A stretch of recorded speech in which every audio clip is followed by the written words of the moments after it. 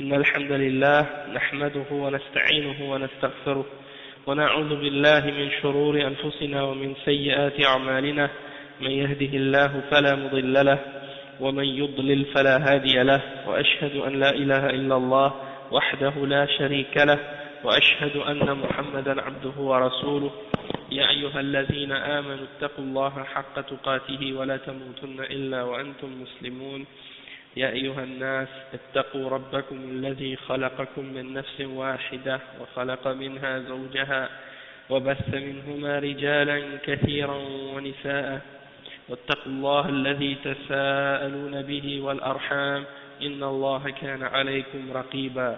يا أيها الذين آمنوا اتقوا الله وقولوا قولا سديدا يصلح لكم أعمالكم ويغفر لكم ذنوبكم، ومن يطع الله ورسوله فقد فاز فوزا عظيما.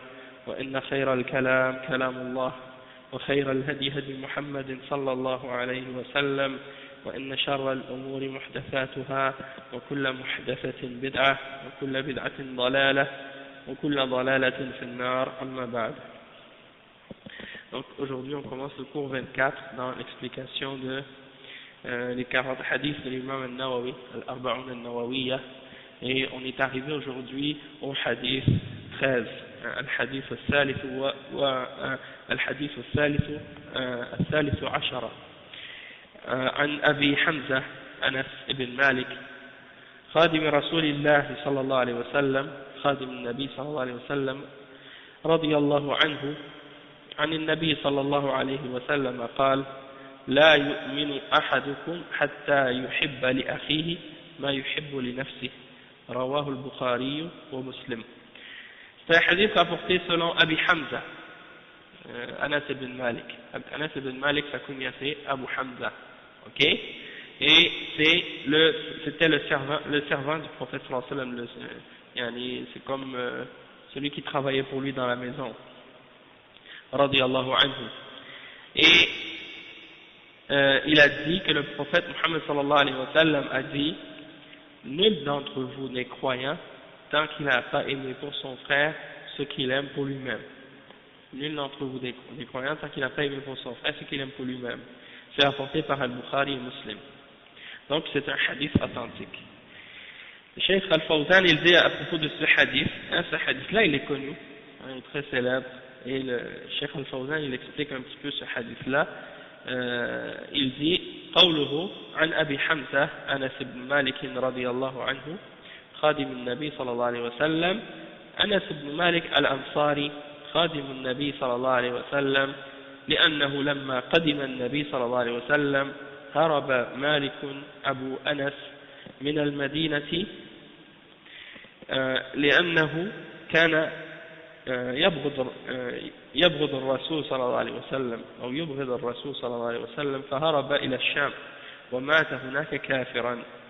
وكان أنس رضي الله عنه طفلا صغيرا، فجاءت به أمه إلى رسول الله صلى الله عليه وسلم وقالت: هذا أنس يخدمك. فتقبله النبي صلى الله عليه وسلم ورباه، ودعا له بقوله: اللهم أكثر ماله وولده وبارك له فيما أعطيت. وصار يخدم النبي صلى الله عليه وسلم، خدمه 10 سنين من حين قدم المدينة إلى أن توفي، وحاز بذلك فضيلة عظيمة، وتربى على يد الرسول صلى الله عليه وسلم، وهذا من حسن تصرف أمه رضي الله عنها. Donc le Cheikh Al-Fawzan hafizahullah il dit ici que Abu Hamza Anas ibn Malik c'était le servant du prophète sallallahu alayhi wa sallam. C'était un de ses, comment on dit en français, c'est un servant, okay, un serviteur, un de ses servants, ok, c'était son servant. Il s'appelait Anas ibn Malik Al-Ansari. Il est parmi les habitants des Ansar, parmi les gens de Médine. Lorsque le prophète Muhammad sallallahu alayhi wa sallam est venu à Médine, son père, Malik, le père de Anas, s'est enfui vers la Syrie. parce que lui il détestait le prophète Mohammed sallallahu alayhi wa sallam. Donc lui il s'est enfui vers le nord, hein, il est parti, il a quitté Médine, puis il est allé mourir en Syrie kafir, il est mort kafir en Syrie.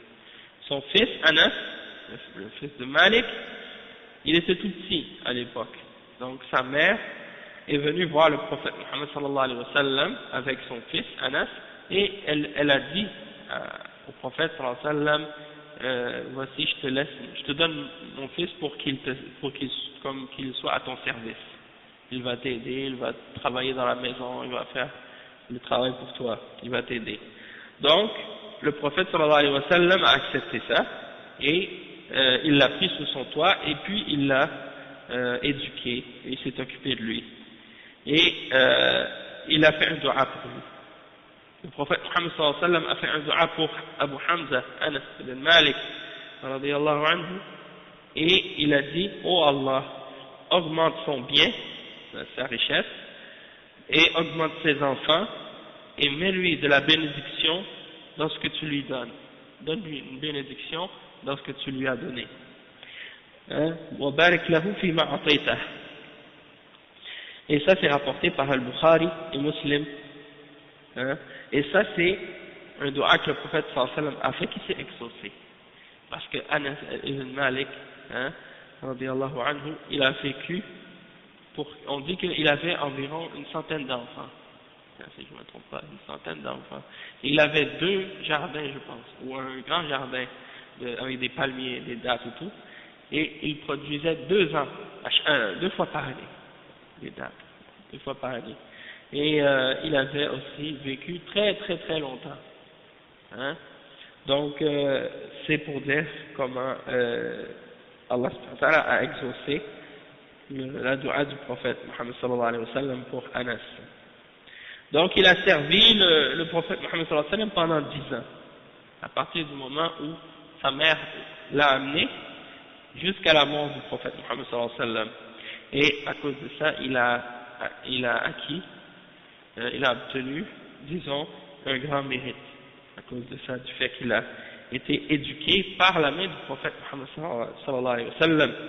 Et ça fait partie des bonnes décisions que sa mère a prises, du fait qu'elle a pris une décision vraiment sage et bonne de présenter au prophète sallallahu alayhi wa sallam son fils pour qu'il soit justement éduqué par le prophète sallallahu alayhi wa sallam.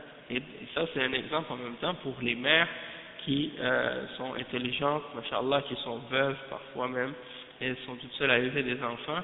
Il y a beaucoup d'exemples comme ça parmi même des grands ulama de l'islam, lorsqu'elles ont eu des enfants, comme par exemple la mère de l'imam Ahmad ibn Hanbal. Son père était mort quand il était petit, et bien sa mère elle l'a amené chez les ulama, puis pour qu'il apprenne des ulama l'islam, et les hadiths, et l'ilm. Donc il y a beaucoup d'autres exemples comme ça, des femmes qui ont amené leurs enfants chez les ulama pour que leurs enfants apprennent, et ils sont devenus des grands ulama par la suite. Donc c'est très important que la mère et le père aussi veillent à une bonne éducation de ses enfants, qu'elle amène ses enfants vers des gens qui vont donner une bonne éducation, et de faire en sorte que tu vérifies chez qui aussi tu les amènes, pas n'importe qui. C'est pas juste tu veux que tes enfants apprennent le Coran, tu vas les mettre chez n'importe qui enseigne le Coran, tu vérifies, tu fais attention, tu prends pas n'importe qui. Donc il y a beaucoup de leçons qu'on pourrait tirer de ça, juste par exemple les gens qui ont des enfants qui les amènent ici, au Canada ou bien en pays occidentaux, soi-disant pour venir faire des études. Et puis à la fin ils perdent les bonnes manières de l'islam, le bon comportement de l'islam, ils perdent même parfois la aqidah, la foi islamique et tout. Donc qu'est-ce qu'il faut faire? Il faut faire attention à ça, et puis avant de les envoyer dans ces pays de kufr pour apprendre d'autres choses que l'islam, eh ben de les envoyer apprendre leur islam chez les ulama ou dans des bonnes écoles islamiques ou des choses de ce genre. Ça c'est la meilleure chose que quelqu'un peut faire pour ses enfants. Après le cheikh il dit wa qawluhu la yu'minu ahadukum أي لا يكمل إيمانه، وليس معناه نفي أصل الإيمان، حتى يحب لأخيه يعني ما يحب لنفسه، يعني من لم يحب لأخيه ما يحب لنفسه يكون إيمانه ناقصا.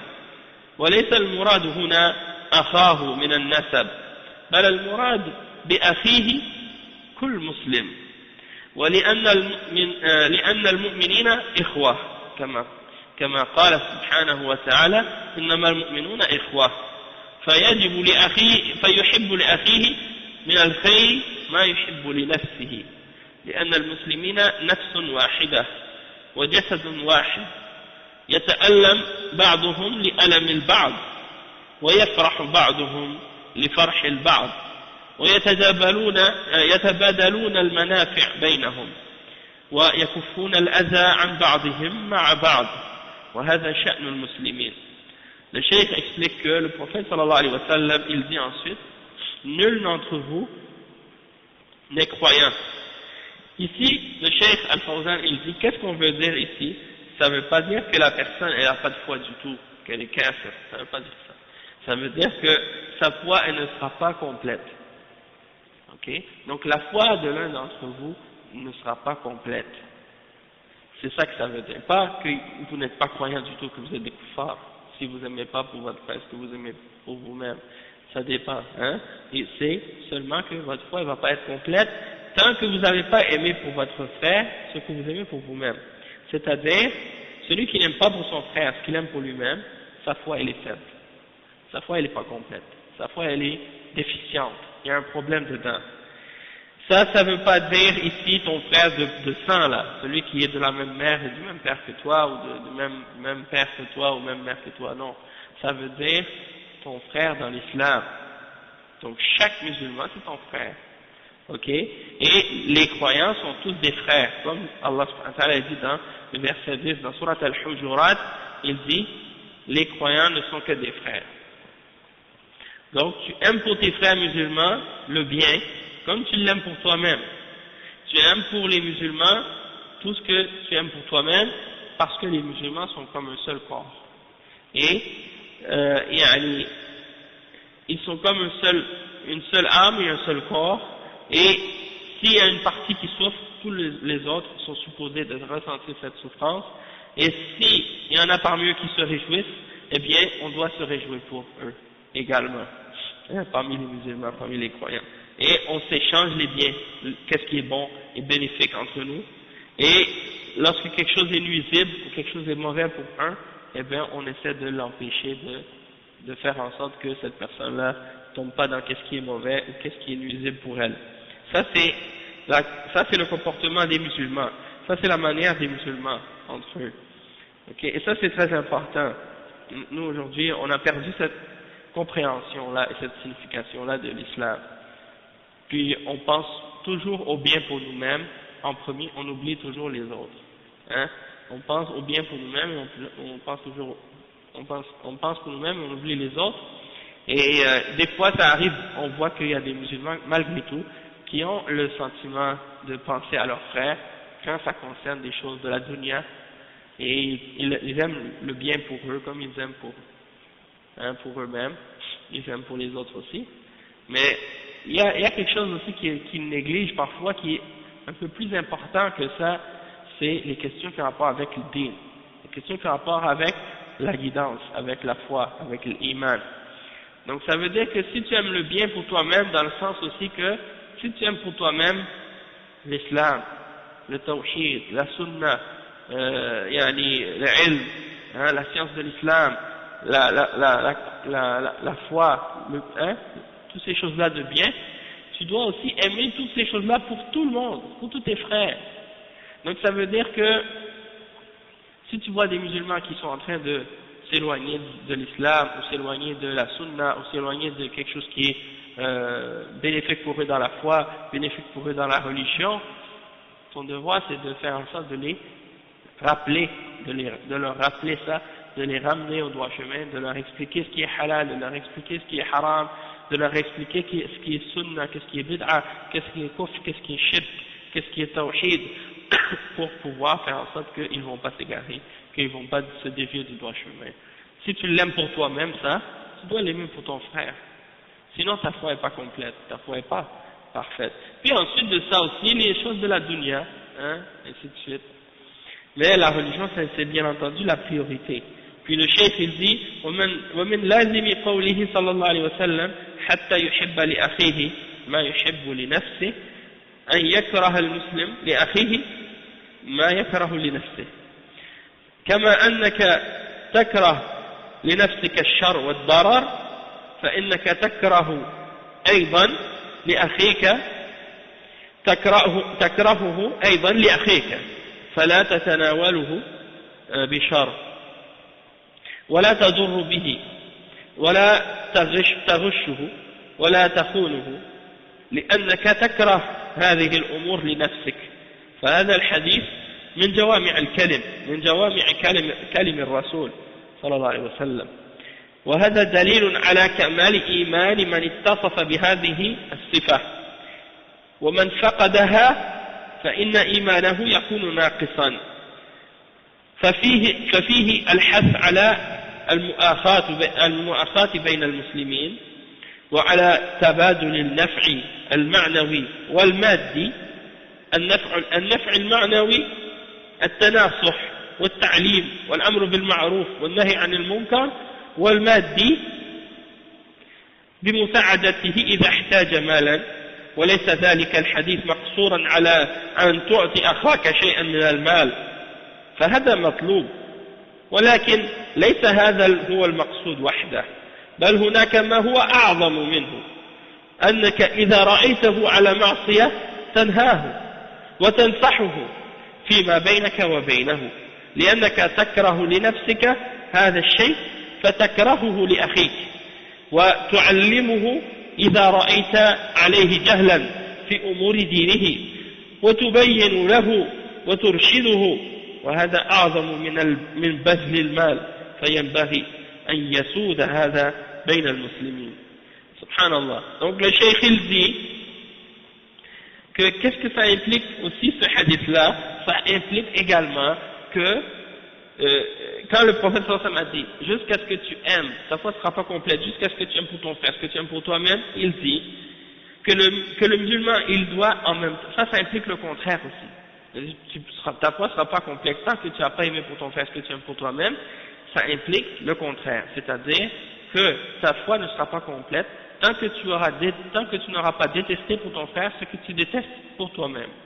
Hein? C'est le sens contraire, mais il est vrai également. Et donc, en principe général dans l'islam, l'affirmation d'une chose, c'est la négation de son contraire. Et la négation d'une chose, c'est l'affirmation de son contraire. Donc là, ici, c'est la même chose ici. Le cheikh, il dit, de la même manière que toi tu détestes pour toi-même qu'est-ce qui est mauvais, qu'est-ce qui est nuisible, alors tu dois le détester aussi pour ton frère. Et donc tu ne dois pas rien faire pour lui donner quelque chose de mal, ou quelque chose qui peut lui nuire, ou le tromper, ou le trahir. Donc tu détestes ça pour toi-même. Tu détestes que quelqu'un te trahisse, tu détestes que quelqu'un te mente, tu détestes que quelqu'un te vole ou te fasse quelque chose de mal. Donc tu dois le détester aussi pour les autres. Tu dois le détester pour tes frères et pour tes sœurs aussi, hein, pour tous les musulmans. Donc, pourquoi? Parce que tu détestes ces choses-là pour toi-même aussi. Donc dans ces hadiths, on peut voir que il y a ce qu'on appelle jawami' al-kalim. Le prophète sallallahu alayhi wa sallam, il utilisait peu de mots pour dire beaucoup de choses. C'est ça que ça veut dire. Jawami', ça veut dire quelque chose qui rassemble, qui réunit. Hein. Al-kalim, c'est le pluriel de kalima, c'est-à-dire la parole. Donc jawami' al-kalim, des paroles qui sont concentrées, qui sont en peu de mots, mais qui ont beaucoup de sens. Ok? Donc ça fait partie des miracles du prophète sallallahu alayhi wa sallam et des choses qu'il a reçues d'Allah subhanahu wa ta'ala qu'il parle de cette manière-là. Et donc le cheikh il dit, il y a la preuve dans ce hadith que la personne qui a cette caractéristique-là en elle-même, qui aime pour les autres le bien, comme elle l'aime pour elle-même, et qui déteste pour les autres le mal, comme elle déteste le mal pour elle-même, cette personne-là, c'est la preuve que sa foi, elle a été complétée, que sa foi elle est complète. Ça c'est une des preuves que cette personne-là, elle a complété sa foi. Et que celui qui n'a pas cette caractéristique-là en lui-même, que sa foi elle est déficiente, il y a un problème dans sa foi. Et il y a également dans ce hadith l'incitation pour que les musulmans agissent les uns avec les autres comme des frères, et pour qu'ils s'échangent entre eux toutes choses bénéfiques, que ce soit abstraites ou des choses abstraites ou des choses matérielles. Quand on parle de choses abstraites, on parle de s'échanger par exemple des choses qui sont comme le bon conseil, de s'encourager, de se donner le bon conseil les uns les autres, d'être sincères les uns envers les autres dans le bien, de s'enseigner les uns les autres les choses qu'on a apprises, d'ordonner le bien et d'interdire le mal les uns aux autres. Et quand on parle de qu'est-ce qui est bénéfique et de s'échanger qu'est-ce qui est bon entre nous dans les choses matérielles, eh bien on peut aussi parler de, par exemple, le fait de s'aider lorsque quelqu'un a besoin d'argent. Et le cheikh il dit qu'il ne faut pas penser que ça se limite seulement à donner à ton frère de l'argent, parce qu'il y a des gens qui pensent ça, il y en a qui pensent que ce hadith là ça parle juste de donner à son frère de l'argent. Subhanallah, il y a des frères, et des fois il y a un frère, il te voit avec de l'argent dans tes mains, il dit ah tu dois me le donner parce que si tu aimes pour ton frère, qu'est-ce que tu aimes pour toi-même, tu dois donner ce que tu as dans tes mains. Mais ça ne veut pas juste dire ça, tu vois. Parce que si c'est comme ça, on va toujours se donner l'argent comme ça, hein. Je te le donne, après tu me le redonnes, après je te le donne, et après tu me le redonnes, à chaque fois. Hein. Ça me fait penser à une histoire que je lisais quand j'étais plus jeune, il y avait une bande dessinée, ça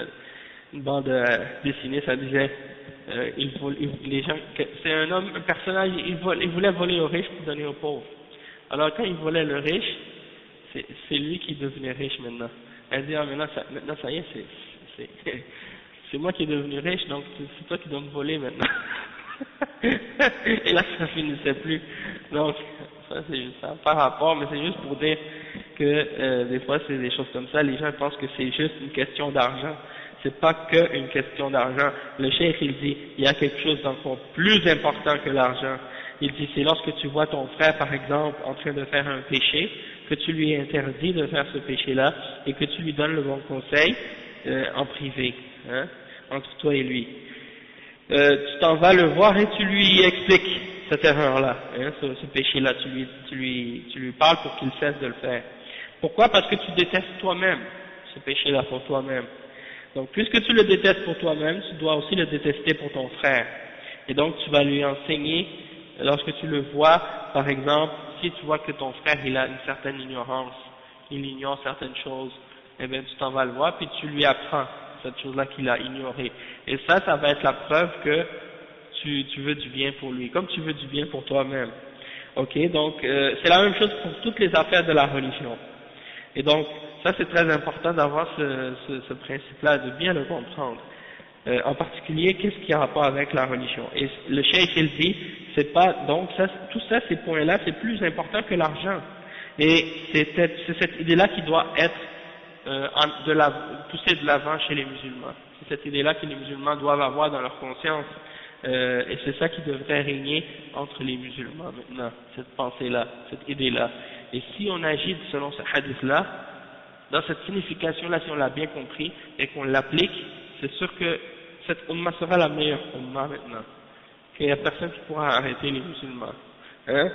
Le problème c'est qu'on n'agit pas parfois selon ce hadith. Et que on n'aime pas pour nos frères ce qu'on aime pour nous-mêmes.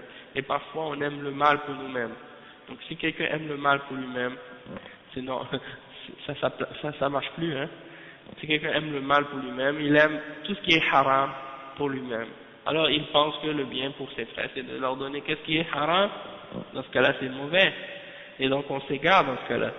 Donc il faut bien entendu connaître qu'est-ce qui est bon, connaître qu'est-ce qui est bien, et vouloir qu'est-ce qui est bien, le faire et donner le bon conseil à nos frères, aimer pour eux le bien et détester le mal, etc.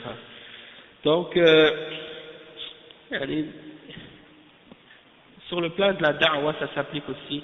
Il y a des prêcheurs, il y a des gens des fois qui parlent de l'islam, qui enseignent aux gens des choses qui sont incorrectes, qui sont contraires à la religion, qui sont contraires au Coran, contraires à la sunna, qui invitent à des bid'ah, qui invitent à de l'égarement. Eh bien, si tu aimes pour ton frère le bien, c'est de l'avertir contre ces gens-là. l'avertir contre ces prêcheurs-là, l'avertir contre ces ignorances, il y a des gens qui appellent au mal. Donc ça, on voit que ce hadith-là, il est très vaste, si on veut comprendre toutes ses significations, mais bon, on va s'arrêter à ce point-là, qu'est-ce que le cheikh a mentionné, puis on va passer maintenant à l'autre hadith, qui est le hadith 14, le hadith al-Rabi'a Ashar. C'est عن ابن مسعود رضي الله عنه قال قال رسول الله صلى الله عليه وسلم لا يحل دم امرئ مسلم إلا بإحدى ثلاث السيب الزاني والنفس بالنفس والتارك لدينه المفارق للجماعة رواه البخاري ومسلم.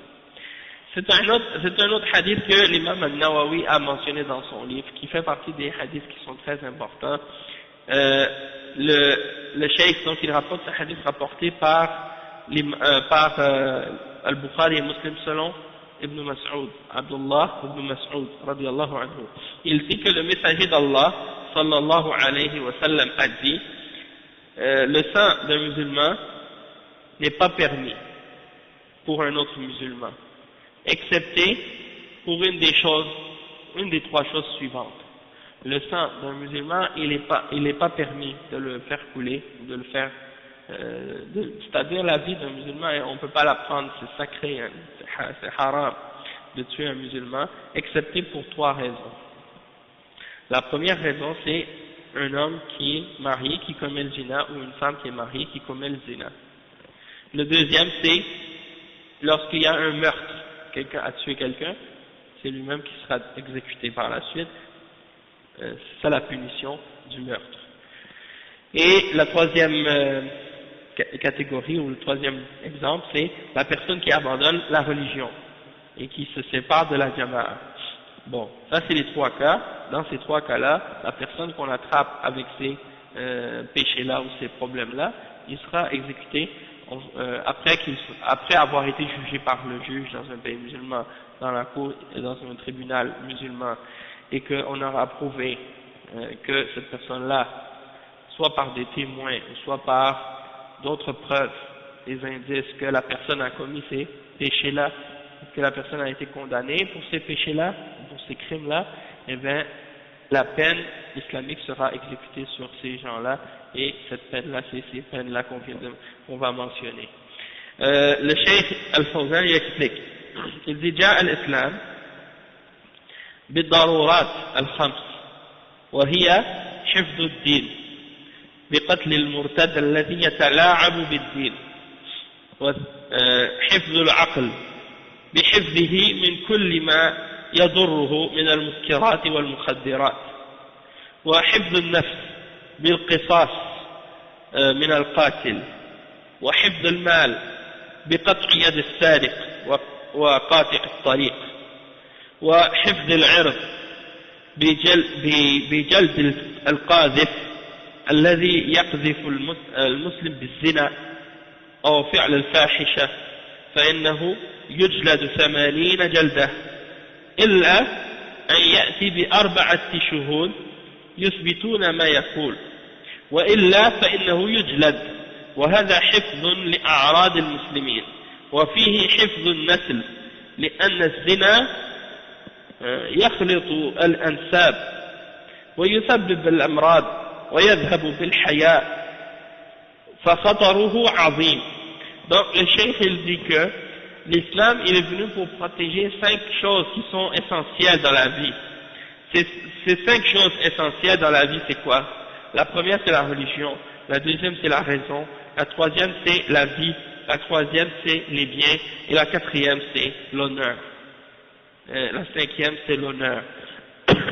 D'accord? C'est quoi? La religion, la raison, la vie, les biens, l'honneur.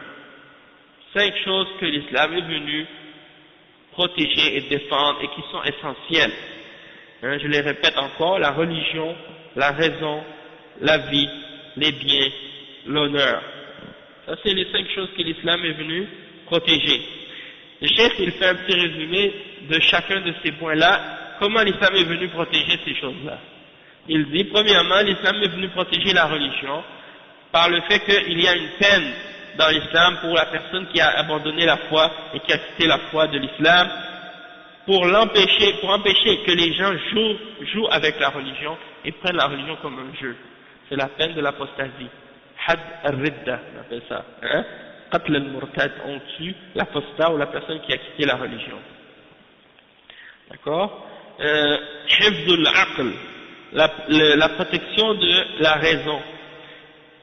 Eh bien ça, c'est dans le fait que l'islam vient interdire tout ce qui est intoxicant ou tout ce qui est, disons, des boissons alcooliques ou des drogues ou des choses qui peuvent nuire à la raison ou à l'esprit, qui peuvent diminuer le niveau de conscience d'un individu. Donc l'islam vient interdire ça, et en plus de ça, wa alaykum salam wa rahmatullahi wa barakatuh, et en plus de ça, l'islam a même établi des peines, des punitions pour les personnes qui sont attrapées en état d'intoxication. Eh bien, ces gens-là seront punis par une certaine punition dans la loi islamique. Si je ne me trompe pas, c'est 40 coups de fouet. Hein? La protection de la vie, c'est-à-dire que dans l'islam, la vie elle est protégée. Si quelqu'un tue, la punition pour ça c'est qu'il sera exécuté lui aussi, c'est la peine. C'est la loi du talion, la loi du talion, c'est-à-dire la justice absolue. Que celui qui tue, il est tué. Hein? Et œil pour œil, dent pour dent, vie pour vie. Donc c'est ça la loi du talion. Et ça c'est la justice d'Allah subhanahu wa ta'ala. Et ensuite, hifdul mal, de préserver les biens. De préserver les biens, c'est-à-dire que l'islam est venu préserver les biens contre les gens qui veulent voler les biens, contre les voleurs et les brigands, les hors-la-loi, qui volent soit dans les magasins, les maisons ou autres, ou bien sur la route, qui font des cambriolages ou des choses comme ça, des hold-up ou des trucs comme tout ce qui a rapport avec le vol. Eh bien, la peine c'est couper la main du voleur, hein, ça c'est pour protéger les biens des hommes. Et il y a un autre exemple aussi, c'est la protection de l'honneur, que l'islam est venu protéger, l'honneur. Hein? Parce que dans l'islam, l'honneur, elle est très importante, très grande et respectée. Dans l'islam, dans un pays musulman, si quelqu'un t'insulte, tu as le droit de l'amener en cour. Si quelqu'un atteint ton honneur, tu as le droit de l'amener en cour pour demander que ce soit réparé. Ici n'importe qui peut insulter n'importe qui. Hein? Ça fait rien. Ouais, n'importe comment dans les maisons.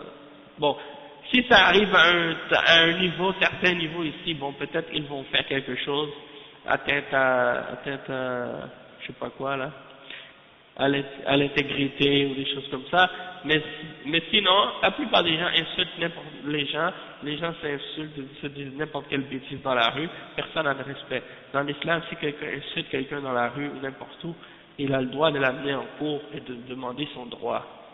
Hein? C'est très important l'honneur dans l'islam. Et le cheikh il donne des exemples aussi, il dit que l'honneur dans l'islam il est protégé du fait que la personne qui accuse un autre d'avoir commis l'adultère ou d'avoir commis une autre fahisha, comme l'homosexualité ou autre, et qui n'a pas produit 4 témoins, il sera fouetté, 80 coups de fouet. Hein?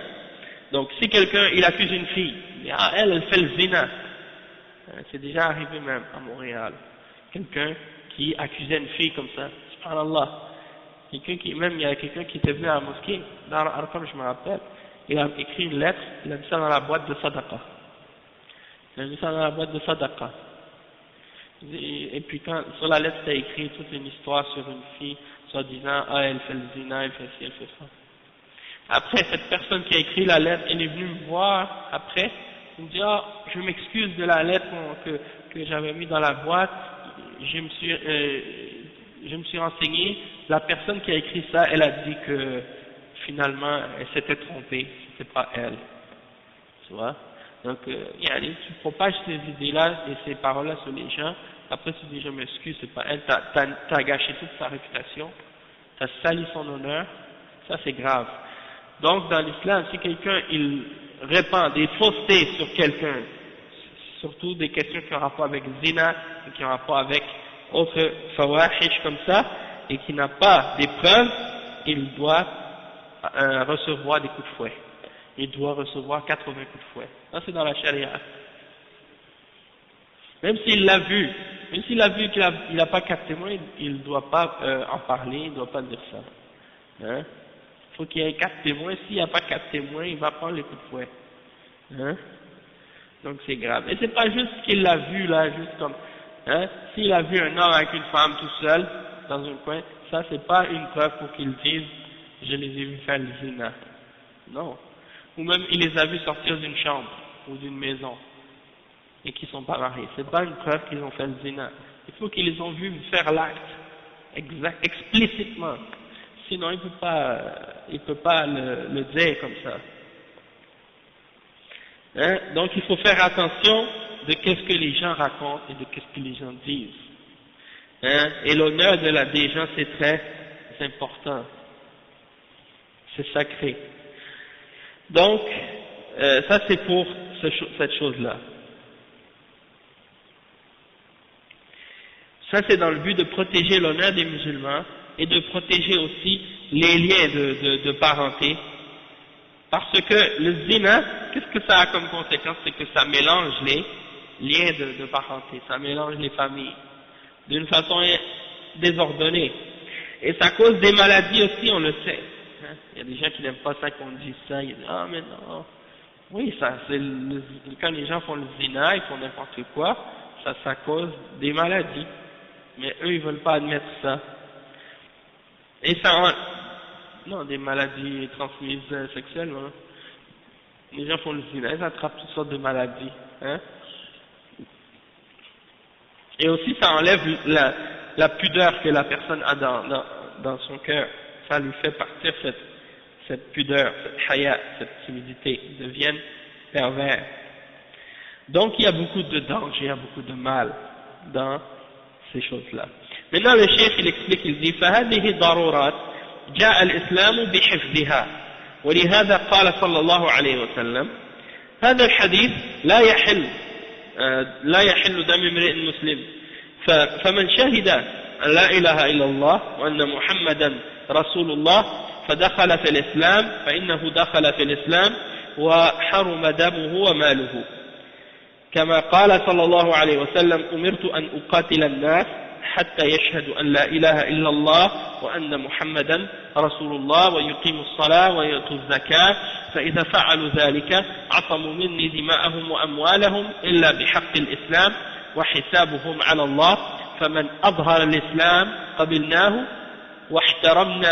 واحترمنا دمه وعرضه وماله وصار أخا لنا فلا يجوز التعدي عليه إلا إذا ارتكب أحد 3 أمور فإنه يحل دمه ولو كان مسلما حفظا للضرورات وهذه الأمور هي. Donc le Cheikh Al-Fawzan il dit ces 5 choses essentielles que l'islam est venu protéger, on les a énumérées tout à l'heure, on va les répéter encore. C'est premièrement l'islam, la religion, parce que c'est la plus importante, ensuite la raison, ensuite la vie, ensuite les biens, ensuite l'honneur. Donc c'est 5 choses que l'islam est venu protéger et garder, préserver, ces choses-là, et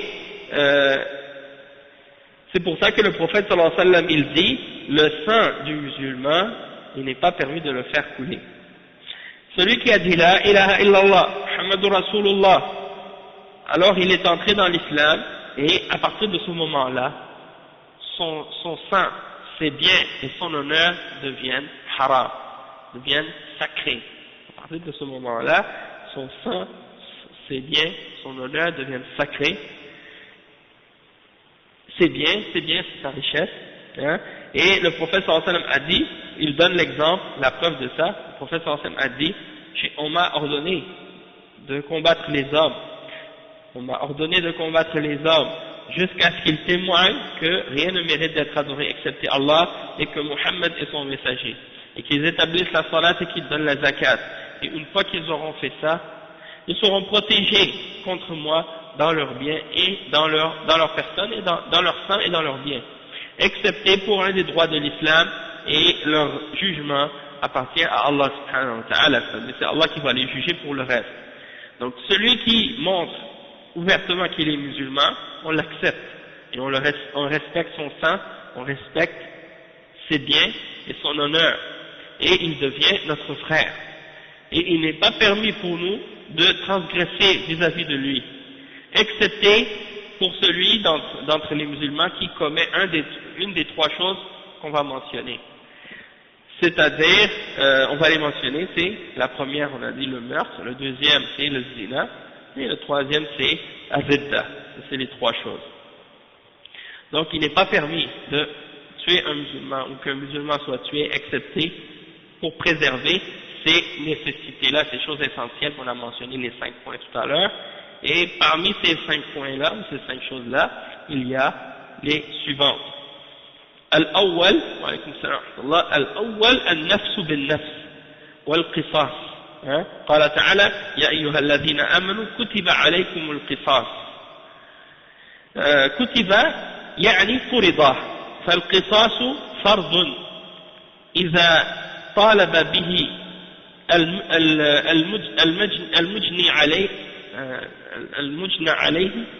المجني عليه أو وليه، يجب عليه ويجب على ولي الأمر أن ينفذ القصاص حفظا للدماء.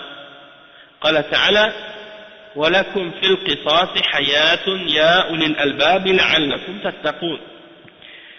Ok, donc le cheikh explique, il dit que la première chose c'est le meurtre, et c'est-à-dire que lorsque il y a une personne qui a tué une autre, eh bien il faut établir le talion, il faut établir la loi du talion, c'est-à-dire une vie pour une vie, hein? Et Allah subhanahu wa ta'ala dit dans Surat Al-Baqarah, le verset 187, il dit وَلَكُمْ فِي الْقِصَاصِ حَيَاةٌ. Oh, pardon, ça c'est un autre verset. Le verset dont je parle c'est كُتِبَ يَا أَيُّهَا الَّذِينَ آمَنُوا كُتِبَ عَلَيْكُمُ الْقِصَاص.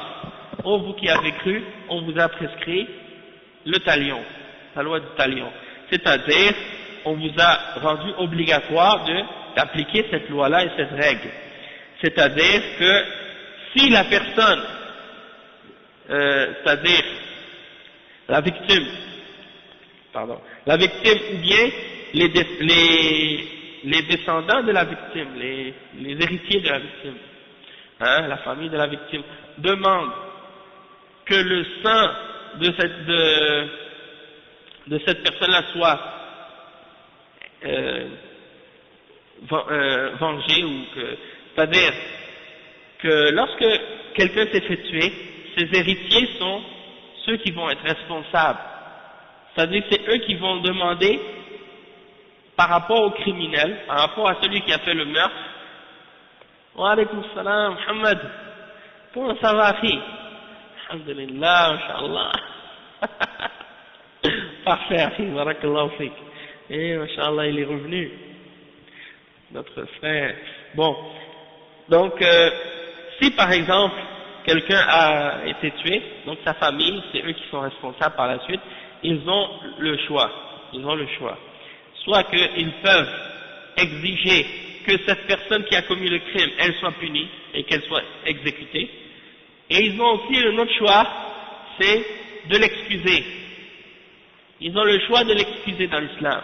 Donc ça veut dire que si quelqu'un il a tué ton frère ou ton père ou quelqu'un et que ils l'ont attrapé, après toi, tu as le choix. Tu peux dire oui, je veux qu'on l'exécute, ou bien tu peux aussi dire non, je le laisse, je le pardonne et l'excuser, et qu'il ne sera pas exécuté.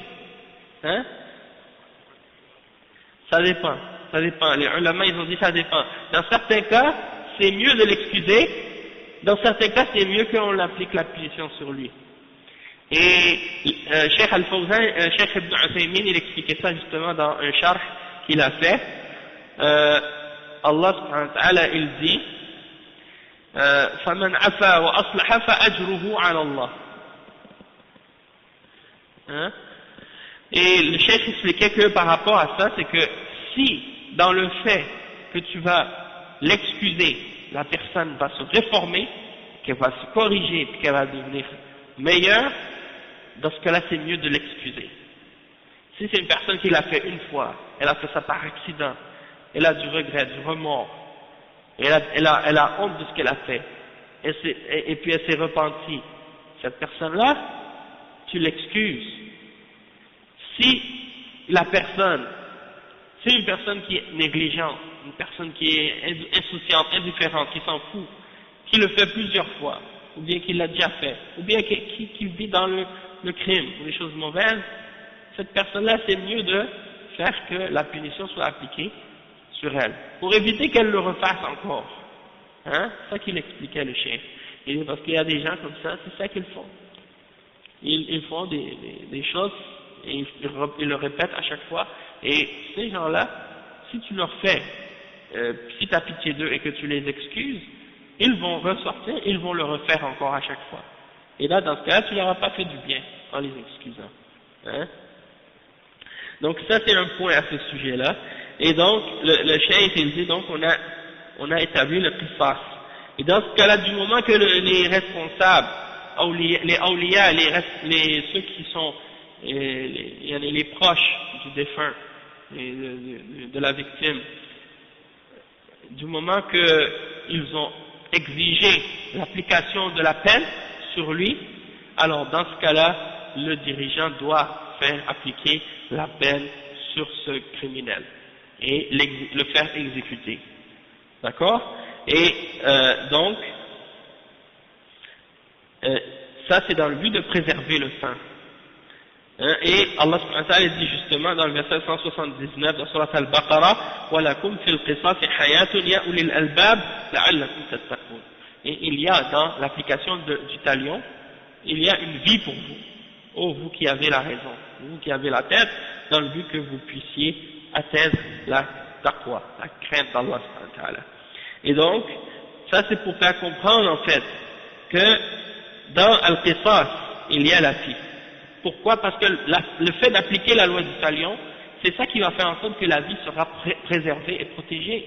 Quand quelqu'un il sait que s'il tue quelqu'un, il va être tué, eh bien il va réfléchir beaucoup plus avant de le faire. Tandis que si tu lui dis mais si tu fais le crime, tu vas aller en prison pendant quelques années, après tu vas sortir. Non, pour le meurtre, c'est pas 4 témoins. Il faut des témoins, mais c'est pas nécessaire que ce soit 4. Non, c'est pas la même chose. Ok?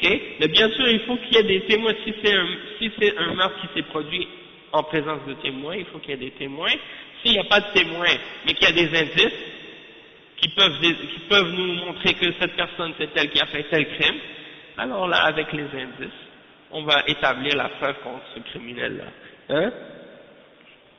Ensuite, le cheikh il dit فإذا ترك القصاص سفكت الدماء. Donc c'est ça, s'il n'y a pas de punition qui va être appliquée, de peine qui va être appliquée contre le meurtre, et qu'on laissait tout le monde faire tuer qui il veut, et qu'on n'appliquait pas de peine sur les gens, tout le monde pourrait faire des meurtres, tout le monde tuerait tout le monde, et personne n'aurait peur d'eux. Ce serait comme la loi de la jungle. Hein? Le plus fort, c'est lui qui prend les plus faibles, qui tue qui il veut. Et c'est pas comme ça la bonne voie. Donc, qu'est-ce qu'il dit le cheikh? Ensuite, il dit فإذا ترك القصاص سفكت الدماء وانتشر الخوف والرعب في المجتمع. أما إذا قتلت نفس واحدة ظالمة ارتدع الجميع وأمن المجتمع وحقنت الدماء، وهذا لا يكون إلا في الإسلام. أما أنظمة الكفر والأنظمة البشرية فإنها تمنع القتل وتحمي الظالم والمعتدي وتساعده وترحم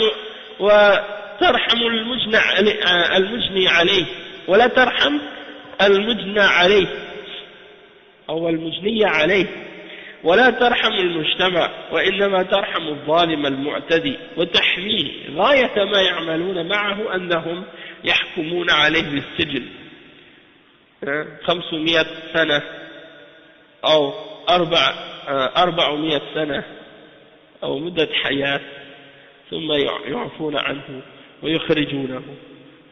فهم يشيعون فقط أنهم حكموا عليه بهذا الحكم، أما التنفيذ فليس هناك تنفيذ، ولو نفذ أو ولو نفذ فإنه لا يكفي، بل لا بد من الحسم والقصاص منه بقتله، وهذا رحمة من الله سبحانه وتعالى. Qu'est-ce qu'il dit le cheikh? Subhanallah, il dit que si on abandonnait le qisas, le sang coulerait et la crainte et la peur seraient répandues dans la société, parce que chaque fois il y aurait des meurtres et personne ne serait puni. Hein, c'est souvent ça qui arrive dans les villes où il y a beaucoup de crimes, il n'y a pas de loi, il n'y a pas d'autorité. Hein. Il y a des endroits comme ça, je me rappelle même, il y a des endroits où il n'y a pas disons, l'État il n'est pas fort, il n'y a pas de police, et c'est chacun qui fait sa loi. Chacun il a son arme, et c'est lui qui fait ce qu'il veut. Hein. Et le plus fort, c'est lui qui tue les gens. Donc les gens, ils ne sont pas en sécurité quand ils sortent dehors, ils ont peur, hein, ils craignent pour leur vie, ils craignent pour leur bien. Ça va, Mohamed? T'as tardé, Akhi? T'étais dans le fin fond de la France, là, ça y est. Hein? T'es revenu, masha'Allah, barakallahu fik. Alhamdulillah, ahlan wa sahlan. Masha'Allah. Ça va? Alhamdulillah. Donc, on continue, Inch'Allah, le cheikh, il dit, donc il dit, par contre, si la personne qui a fait le mal et qui a fait l'injustice, elle est exécutée, alors là, tout le monde a peur dans la société, tout le monde va savoir qu'il y a une discipline, il y a une règle, il y a une loi, il y a un ordre. Tout le monde va se mettre à sa place et tout le monde va être dans les limites, hein, et là, le sang va être préservé. Hein, ça va faire diminuer le crime. Et ça, il n'y a ça que dans l'islam. Hein. Tandis que dans les systèmes de kufr, et dans les systèmes faits par l'homme, fabriqués par l'homme, eh bien, tu vois que c'est le contraire. Ils défendent, ils protègent le crime et le meurtre. Hein. Allah al-Musta'an. Ils protègent le crime et le meurtre. Hein, et ils l'encouragent et ils l'aident. Et la société, ils n'ont pas de miséricorde pour la société, ils n'ont pas de miséricorde pour la victime et pour ceux qui ont été victimes de ce meurtre. Ils ont la miséricorde seulement pour le criminel et le meurtrier. Ils disent, ah non, il faut pas le tuer parce que c'est pas correct, c'est pas humain de faire ça, hein, c'est pas humain, c'est sauvage, il faut pas le tuer. Et puis si on le tue, ben c'est comme si on faisait la même chose que lui, hein, il faut pas faire ça. Il y en a qui disent aussi que il faut protéger les criminels en prison. Subhanallah, ils les mettent en prison, le chef il dit ils les mettent en prison, il lui donne une peine à la cour, le juge il dit bon, prison pour 500 ans, ou prison pour 400 ans. Il va jamais rester 500 ans parce que tout le monde meurt. Hein, même si on arrive à 100 ans, c'est beaucoup. Hein? Donc, donner une peine de 500 ans, quoi ça sert? Ou bien la peine à vie. Et puis après, ils vont voir son comportement en prison, peut-être après 15 ans. Bon, 6 mois c'est exagéré, mais 6 mois, ouais, pas des meurtriers, ça dépend de quel crime. Mais en tout cas, pour des meurtres, il y en a, tu vois qu'il y en a qui sont restés, ça dépend, des fois 10 ans, des fois, hein. Donc ça dépend des nombres d'années, mais s'ils ont un bon comportement en prison, ils ont un bon dossier, ils sortent, ils disent bon ça y est, il a payé sa dette envers la société, et il s'est réformé en prison, il a changé, tout. Et là ils sortent et ils continuent. Donc c'est pour montrer, hein, que pour eux, la vie du criminel, ils ont plus de miséricorde pour la vie du criminel que pour la vie de la victime. Et c'est ça que le cheikh il essaie de faire comprendre ici. Et la plupart des gens qui n'ont pas jamais eu de victimes dans leur famille, qui ont été exécutés, qui ont été tués dans la rue par un tueur ou quelqu'un meurtrier, ils comprennent pas toujours ça, cette réalité-là, parce que ça leur est pas arrivé. Mais le jour que ça va leur arriver, que quelqu'un va se faire tuer dans leur famille, ils vont comprendre que la seule chose qui peut éteindre ce feu-là, c'est que la personne soit exécutée. Et c'est là que tu auras la sensation réelle que la justice a été établie et que la justice a été faite. Hein? Sinon, il n'y a pas vraiment de justice. Donc c'est ça le chef, qu'est-ce qu'il dit. Et dans les pays de Kufr, il y en a maintenant ici aux États-Unis, on va parler du Canada, mais on va parler des États-Unis parce que c'est l'extrême, là-bas c'est la limite. Les prisons sont remplies. Les prisons sont toutes remplies maintenant. Hein? Et ils arrêtent les gens, subhanallah. Ouais, c'est ça. Et bon, bien entendu, il y a pour ça des taxes que les gens payent pour s'occuper des prisons. On leur donne à l'intérieur toutes sortes de conforts de luxe, hein, par rapport à il y a des gens dans des pays où des gens ont pas d'argent, ils ont même pas un dixième de qu'est-ce que ces prisonniers-là ils ont ici en prison. Les médecins, les soins, la nourriture, les repas, l'eau chaude, hein, vraiment, c'est vrai. C'est exactement, c'est comme un hôtel, mais sauf qu'ils doivent rester à l'intérieur. Mais vous savez, il y en a qui font ça pour passer l'hiver, ils n'ont pas de maison et quoi. Ils font un crime qui vont leur faire rentrer pendant quelques temps pour passer l'hiver, 3 mois, 6 mois, et puis après ils sortent l'été, et puis ils ont ouais, des sans-abri, des choses comme ça. Donc là-bas au moins ils ont les soins gratuits, ils ont la nourriture gratuite, hein, et tout ça c'est, soi-disant comme ils appellent les contribuables, c'est eux qui paient avec les taxes, qui dépensent de l'argent pour faire vivre ces gens-là. Donc les criminels, les meurtriers, les violeurs, tous ces gens-là, ils mangent de l'argent des citoyens honnêtes. Hein. Et ça, c'est l'injustice. Et donc, ensuite, le chef donne le deuxième exemple. Il donne le deuxième exemple. As-sayyib az-zani. As-sayyib az-zani. As-sayyib alladhi wati'a imra'atahu al-muslima أو الذمية في نكاح صحيح فإنه صار محصنا بهذا الزواج فإذا زنى بعد ذلك الزواج صار من المفسدين في الأرض لأنه أدرك حرمة الأعراض وجرب الزواج فليس له عذر في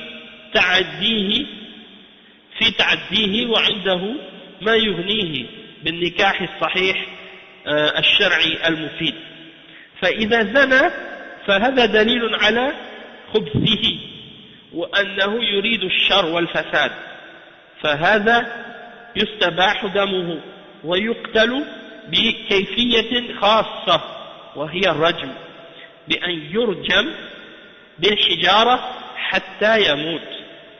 Donc le cheikh explique, il dit السيب الزاني, c'est-à-dire la personne qui est mariée et qui fait le zina.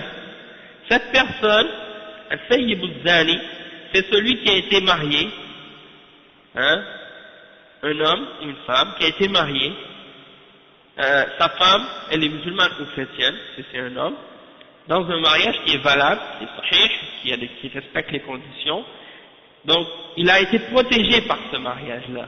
On dit qu'il est muhsan. Ok, muhsan, pourquoi? Parce qu'il est protégé par le mariage de tomber dans le zina. Eh bien, celui-là, lorsqu'il commet le zina, et après avoir connu ce mariage-là, eh bien, il devient parmi les gens qui font la corruption sur la terre. Parce qu'il n'a pas d'excuse pour faire le zina, il est marié. Hein? Tandis que dans l'islam, bon, on fait une distinction en français entre les deux, la fornication et l'adultère. L'adultère, c'est quand tu es marié, et la fornication quand quelqu'un n'est pas marié. En arabe, les deux c'est le même mot. Hein?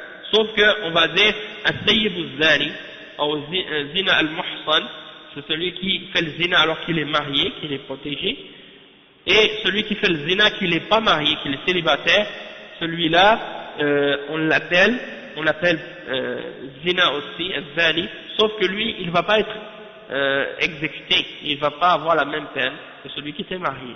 Celui qui était marié, sa punition est plus grande, parce qu'il fait de la corruption sur la terre, et il a connu la valeur de l'honneur et sa signification, il a eu l'expérience du mariage, donc il n'a pas d'excuse dans sa transgression des limites d'Allah subhanahu wa ta'ala, il a ce qui lui suffit dans un mariage légal et bénéfique. Sans oublier que dans l'islam, il peut épouser une deuxième, une troisième, ou une quatrième s'il veut. Donc il n'a pas d'excuse de s'en aller trouver une fille dans la rue comme ça, puis d'avoir des rapports avec elle alors qu'il n'est pas marié. Hein? Ou bien une femme, la même chose si elle est mariée, elle a son mari, d'aller avec un autre homme alors que c'est pas son mari, et de commettre l'adultère avec un autre homme. Ça c'est quelque chose de grave. Et le cheikh il dit فَلَيْسَ لَهُ عُذْرٌ فِي تَعَدِّيهِ, il n'a pas d'excuse. Et le cheikh il dit, donc s'il commet le zina après avoir eu le mariage et tout ça, alors ça prouve que la personne c'est une personne qui est mauvaise en elle-même et qu'elle veut le mal et la corruption et le désordre sur la terre. Hein? Et donc dans ce cas-là, son sang devient halal, son sang devient licite et il va être exécuté d'une façon bien particulière, c'est-à-dire qu'il sera lapidé jusqu'à la mort. On va lui lancer des pierres jusqu'à ce qu'il meure. Ok? Et ça c'est la peine qui est dans l'islam, et elle est mentionnée aussi même dans la Bible des Juifs et des chrétiens. Dans l'Ancien Testament, il y a la même peine qui est prescrite pour ce péché-là. Donc si il y a un juif ou un chrétien parmi les koufars qui vous dit aujourd'hui, ah mais vous les musulmans, vous lapidez, vous faites la lapidation, je lui dis que ça c'est la prescription que Allah a révélée à Moïse dans la Torah, et les prophètes ont tous jugé par cette loi-là. Donc si vous avez quelque chose contre l'islam, parce que l'islam enseigne de suivre la loi que Allah a révélée aux prophètes, alors le problème il est chez vous, il n'est pas chez nous. Nous, la différence entre vous et nous, c'est que vous avez abandonné l'enseignement de vos prophètes, des messagers, et de la révélation divine.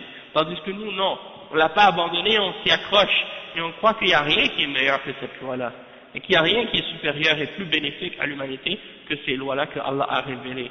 Tandis que vous, vous permettez de faire tout ce qui est mauvais, et vous appelez les hommes à la perversité, à la fornication, à l'adultère, et à détruire les familles et l'honneur, et ça pour vous c'est pas un crime, et ça pour vous c'est pas grave. Tant que deux êtres, hommes ou femmes, sont consentants, vous leur permettez de faire ces choses-là. Et ça c'est immoral, c'est inacceptable. Et la même chose aussi pour les hommes qui font ça ensemble. Un homme qui fait ça avec un autre homme. Le prophète sallallahu alayhi wa sallam, il a dit dans un hadith qui est sahih, un hadith qui est authentique. En tout cas, le sens du hadith, ça dit, si vous trouvez un homme qui fait quelque chose avec un autre homme, alors tuez celui qui le fait et celui à qui la chose est faite. Celui qui subit et celui qui fait l'acte et celui qui subit l'acte. C'est-à-dire que dans l'islam, il y a cette punition-là, pour ce crime-là, qu'il doit être exécuté.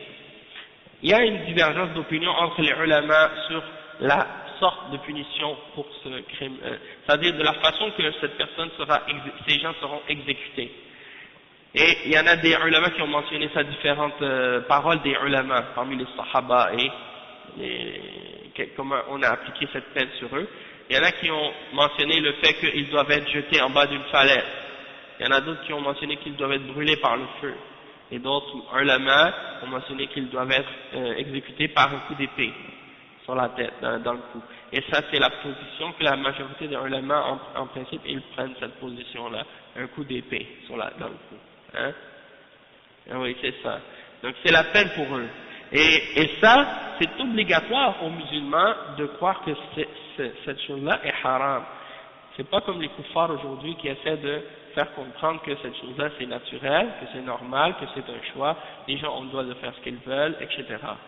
Non, il y a les lois que Dieu a révélées, et ces lois-là sont obligatoires de les suivre, de les respecter, et il y a pas, on n'a pas à rentrer dans le dialogue des kuffars qui appellent aux droits de l'homme et à la charte des libertés pour appeler les hommes à se corrompre et à s'égarer du droit chemin.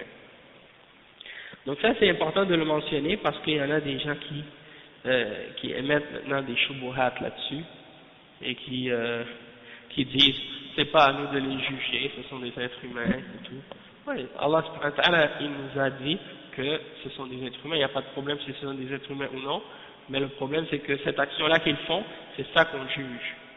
C'est pas la personne, Allah il va les juger, c'est sûr au jour de la résurrection, mais c'est pas ça le problème. Nous aussi on juge dans cette vie, on juge les actions et les paroles des gens, et ça a un poids et ça a une signification, hein. Sinon pourquoi quand quelqu'un il fait un meurtre, on juge qu'il a commis un meurtre, ou on juge qu'il a désobéi à Dieu et à sa loi.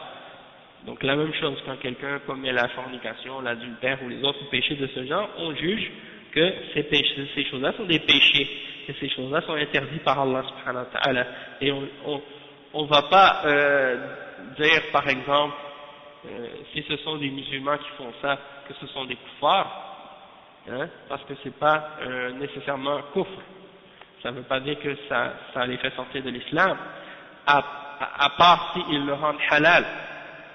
S'ils disent que le zina c'est halal, ou que l'iwad, l'homosexualité c'est halal, ça c'est kufr, parce qu'ils l'ont rendu halal.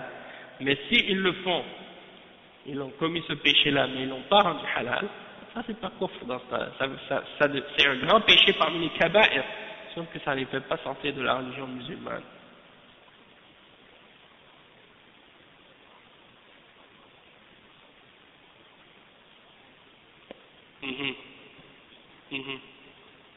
Ouais. C'est ça qui se passe maintenant. Il y a des groupes oui, dans les pays musulmans, il y a des groupes comme dans certains pays, on voit qu'il y a des appels ça c'est des laïcs, c'est des gens soit des laïcs, et les laïcs souvent sont ceux qui sont à la tête des mouvements laïcs, c'est des gens qui ne croient pas en l'islam, soit des juifs ou des chrétiens, ou des gens qui se disent musulmans mais seulement de culture ou de tradition musulmane, mais qui ne croient pas réellement en l'islam, ou qui ne connaissent pas réellement les règles de l'islam, et qui ont pris les règles des kuffars et les lois des kuffars comme si elles étaient supérieures aux lois de Dieu, et comme si elles étaient meilleures que les lois d'Allah subhanahu wa ta'ala, et ça c'est kufr aussi. Donc ces gens-là, comme tu dis, dans les magazines de femmes, les trucs de mode et de beauté, des trucs comme ça, là, il y a toujours des gens qui écrivent des articles dans ces magazines-là, des gens qui connaissent rien de la religion, et qui ne sont pas capables de renier les vérités qui sont dans le Coran et dans la Sunna, mais qui utilisent d'autres arguments pour essayer de corrompre les gens en leur disant que par exemple il faut faire preuve de tolérance ou il faut accepter ça. Donc ils appellent les peuples musulmans à la corruption et au désordre moral. Et nous on n'a pas accepté ces choses-là. On n'a pas accepté ces choses-là, et même s'ils nous traitent d'homophobes ou d'homosexophobes ou d'homophiles, je sais pas quoi d'autre encore, on va pas accepter, on n'a pas le droit d'accepter ces choses-là. Et franchement, subhanallah, c'est pas que les musulmans qui acceptent pas ça. Toutes les personnes qui prétendent suivre une religion, hein, parmi les fausses religions, même eux ils sont contre ça. Même les chrétiens qui sont des mouchriquines et des kuffars, ils sont contre ces choses-là. Même les juifs qui sont un peuple égaré et mécréant, ils sont contre ça.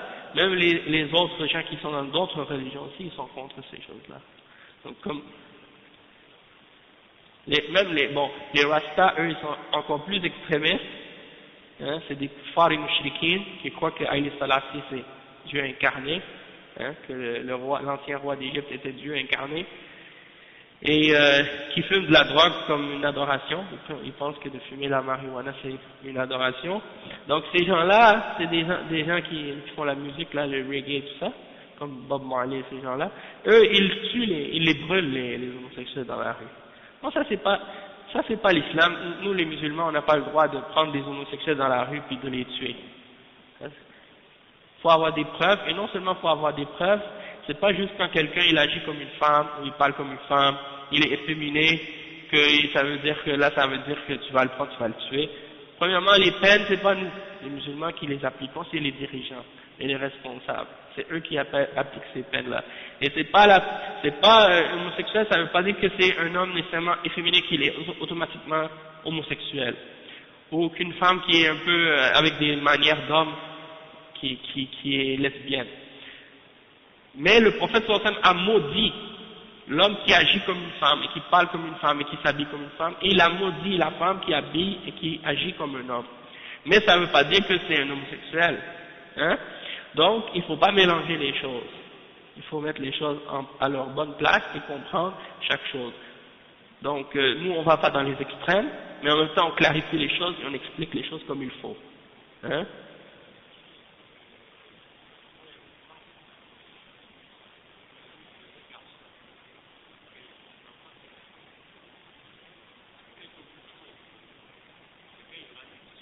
Ben oui, c'est ça. Non, c'est ça, il faut, souvent c'est l'éducation. Il y a des parents, Allah al-Musta'an, surtout parmi les kuffars, qu'est-ce qui se passe des fois, quand ils ont un enfant, ils voulaient avoir un garçon. Puis c'était une fille qu'ils ont eue. Eux, ils avaient déjà dans le cœur, ils voulaient avoir un fils. Donc ils l'ont élevé la fille comme un garçon. Ils lui ont fait faire des sports de garçon, ils l'ont habillé comme un garçon, ils l'ont traité comme un garçon. Après, quand le temps arrive pour qu'elle agit comme un type de garçon, c'est ça, l'éducation, ça a un lien aussi avec ça. Et le contraire aussi, il y en a qui voulaient une fille, ils ont eu un garçon. Ah, là, il lui donne des vêtements de fille, des couleurs de fille, des poupées, des trucs comme ça, il l'élève comme une fille. Souvent, des fois, quand c'est les mères qui sont monoparentales, qui éduquent un garçon toute seule, étant donné qu'il n'y a pas de présence masculine des fois dans la maison, le garçon il voit juste sa mère tout le temps, et puis peut-être que sa mère elle fait des trucs bizarres des fois. Tu sais. Donc Allah al-Musta'an, il prend ses manières, il devient comme une femme. Ou bien il y a des exemples comme ça. De toute façon, l'important de comprendre c'est que qu'est-ce qui est le crime et le péché, c'est la sodomie. C'est ça qui est le crime et le péché, qui est punissable dans l'islam. Et alhamdulillah. Bon, الثيب الزاني, donc on a expliqué la punition. وهذا متواتر, hein, contrairement à Tariq Ramadan, lui qui appelle à un moratoire, qui dit ce qu'il faut. Il dit, j'appelle à trois choses. Premièrement, que disent les textes. Deuxièmement, quelles sont les conditions pour appliquer ces textes. Et quatrièmement, il faut arrêter toutes les applications et faire un moratoire. Lui, il dit ça, là, cet abruti, qu'Allah le guide. Hein? Eh bien, il faut, non, c'est vrai, Allah al-Musta'an. La première chose, que disent les textes? Est-ce que c'est toi aujourd'hui, en 2009, que tu demandes aux ulama de l'islam, qui étudie l'islam depuis 1400 ans? Depuis 1400 ans, on a le Coran et la Sunna qui nous expliquent les lois d'Allah subhanahu wa ta'ala. Sans oublier que ces lois-là existaient déjà chez les juifs et les chrétiens dans leurs livres. Toi aujourd'hui, maintenant tu arrives, tu dis, il faut voir que disent les textes. Je pense que les ulama, ils n'ont jamais analysé qu'est-ce que les textes disent, jusqu'à ce que toi, tu arrives pour, soi-disant, relire les textes. Hein. Deuxièmement, est-ce que les conditions sont présentes? Ben, les gens qui font appliquer ces punitions-là dans les pays musulmans, ce sont les ulama. Est-ce qu'ils ne savent pas, eux, les conditions de ces punitions-là, qu'est-ce qu'elles sont et est-ce qu'elles sont présentes? Troisièmement, il faut faire un moratoire et arrêter. Parce que lui, il dit, non seulement qu'il faut que les conditions soient présentes, mais soi-disant pour lui, il faut que la société soit parfaite, qu'il n'y ait plus de péché du tout, qu'il n'y ait plus de pauvreté, qu'il n'y ait plus de tentation, qu'il n'y ait plus de désir. Là, après, quand il y a cette société-là, utopique et qui arrivera jamais, qu'on n'aura jamais ce niveau-là, là, après, si quelqu'un fait la fornication ou l'adultère, là, après, on va appliquer la peine. Comme Cheikh Mohamed Aman al-Jami, il a dit au sujet de ces gens-là, il dit ces gens-là, qu'est-ce qu'ils veulent dire en réalité, c'est qu'on ne peut pas appliquer la charia puis qu'on ne doit pas l'appliquer. Hein? Ça c'est l'égarement ça. Il faut réformer la société avant d'appliquer la charia et avant d'appliquer l'islam. Cheikh Mohamed Aman al-Jami a dit, par quoi on va réformer la société autre que par la charia? Puisque la charia, elle a été révélée pour réformer la société. Toi, tu veux réformer la société par autre chose que l'islam avant d'appliquer l'islam? C'est quoi cette autre chose? Hein? Donc le cheikh dit وهذا متواتر في القرآن والسنة وعمل المسلمين وهو حد من حدود الله عز وجل لا يكفي أنه يقتل بالسيف بل لا بد أن يرجم وفي مجتمع الناس علانية في مجمع الناس علانية من أجل أن يرتدع الباقون وهذا من محاسن الإسلام وحمايته للأعراض وحفظا للفروج قال تعالى والذين هم لفروجهم حافظون ففيه حماية للنسل ووقاية المجتمع من الأمراض الفتاكة بسبب الاستمتاع غير الحلال. Le cheikh dit ça, c'est quelque chose qui est mutawatir, c'est-à-dire c'est rapporté par un grand nombre de hadiths et de ulama et parmi les sahaba et les narrateurs dans l'islam, dans le Coran et dans la sunna et dans l'application des musulmans depuis des siècles, ça a toujours été. Et c'est une des punitions que Allah a révélées parmi les punitions de l'islam. Et donc, c'est pas suffisant que celui qui fait le zina il soit tué par l'épée. Il faut qu'il soit absolument lapidé. Et qu'il soit fait, que la lapidation soit appliquée devant un groupe de personnes, devant tout le monde, ouvertement. C'est pas quelque chose qui va se faire dans une petite pièce avec quelques personnes, non. Un grand nombre de personnes devant tout le monde pour que tout le monde ait peur, tout le monde voit la punition et la conséquence de ces péchés-là. Et ça fait partie des belles choses de l'islam qui protègent l'honneur, qui protègent les parties génitales des gens. Et Allah subhanahu wa ta'ala dit dans le verset 5 dans Surat Al-Mu'minun, et ceux وَالَّذِينَ هُمْ لِفُرُوجِهِمْ حَافِظُونَ, et ceux qui préservent leurs parties génitales. Il y a là-dedans la préservation également et la protection de la progéniture et des liens de parenté. Et il y a la protection également de la société contre les maladies qui tuent, les maladies qui se transmettent, comme le sida et les autres maladies qui tuent également. Et ça c'est très grave. Donc, tout ça c'est grâce à Allah subhanahu wa ta'ala et les règles qu'il a révélées à ce sujet-là. وقد اشتهر أمر هذه الأمراض في العصر الحديث وظهرت إحصائيات عن مرض الإيدز الذي أصاب المجتمعات التي تشيع فيها فاحشة الزنا واللواط ويموت الملايين الآن من البشر بسبب هذه الجريمة الفظيعة ولهذا يقول جل وعلا ولا تقربوا الزنا إنه كان فاحشة وساء سبيلا. Le cheikh il dit, et puis à l'époque actuelle, dans l'époque moderne, il y a comment on dit, des statistiques qui sortent, qui montrent les nombres de personnes qui sont atteintes du sida dans les sociétés dans lesquelles il y a le zina et l'homosexualité qui sont propagées dans ces sociétés-là. Les gens meurent par millions à cause de cette maladie, à cause de ce crime. Non, ça a commencé chez les homosexuels, par la suite, ça s'est propagé par l'extérieur après. Donc ça c'est pour dire quoi? Ça c'est pour dire que ces péchés-là, c'est à cause justement du zina. Donc le cheikh il dit, Allah il dit dans le Coran, n'approchez pas du zina. C'est-à-dire, n'approchez pas du zina dans le sens, c'est pas faites pas le zina, c'est approchez même pas, ne vous approchez pas de ce péché-là. Tout ce qui vous amène à ce péché-là, vous ne devez pas le faire. ولا تقربوا الزنا. Le cheikh il dit, ولا تقربوا الزنا لم يقل لا تزنوا فقط ومعنى ذلك اتركوا الأسباب التي توصل إلى الزنا من النظر وسفر المرأة بدون محرم وتبرج النساء وسفورهن واختلاطهن بالرجال هذه أسباب للزنا وكلها نهى عنها الشارع سدا لذريعة الوقوع في الفاحشة. Donc, dans l'islam, il y a le principe de sadd al-zari'a, le principe que tout ce qui peut t'amener à un péché, tu ne dois pas le faire. Mais ici, il n'y a pas de sadd al-zari'a dans la société de kufr. Il n'y a pas de fermer la porte au péché. Ici, au contraire, on ouvre toutes les portes au péché. Le principe de l'Occident, c'est le contraire du principe de l'islam. Le principe des sociétés de kufr, c'est le principe qui est opposé complètement, le contraire de la société de l'islam. Ici, c'est le contraire, c'est qu'on te dit, ouvre toutes les portes vers le péché. Tout ce qui peut t'amener vers le zina, fais-le. C'est ça ce qu'on dit ici. L'islam, c'est le contraire. Tout ce qui peut t'amener vers le zina, fais-le pas. C'est ça que l'islam te dit. La femme, elle se met le hijab, elle se couvre son corps, quand elle sort dehors, on ne peut pas la voir. Hein, déjà, ça c'est une protection. Tu peux pas le regard, c'est la première porte vers le zina. L'islam vient fermer cette porte. Après, la femme, elle ne peut pas voyager seule. Elle ne va pas faire des voyages seule. Elle sort avec un homme de sa famille qui la protège.